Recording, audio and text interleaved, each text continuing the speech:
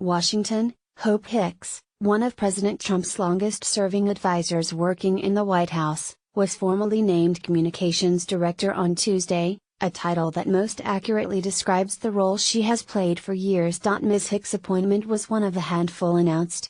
Mercedes Schlapp, a Republican strategist and former Fox News contributor, will become the senior advisor for strategic communications, adding a new senior staff member to the reshuffled communications team. It was not immediately clear how Ms. Schlapp's role would intersect with that of Ms. Hicks and Sarah Huckabee Sanders, the White House press secretary. Jessica Ditto, another campaign hand who has been serving as deputy communications director, is expected to continue in that role. But Ms. Hicks, who is perhaps the most press-shy member of the Trump administration, has been essentially filling the role of Mr. Trump's communications director since her days on his campaign, when she was one of the only staff members. Until she took over the communications director role in an interim capacity, she was almost constantly by the president's side when he traveled, and she held sway over what interviews he gave.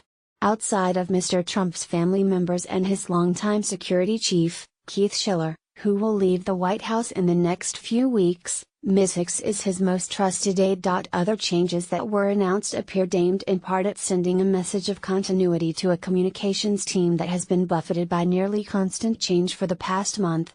Rod Shaw, who worked at the Republican National Committee and was seen as close to the previous press secretary, Sean Spicer, was elevated to principal deputy press secretary.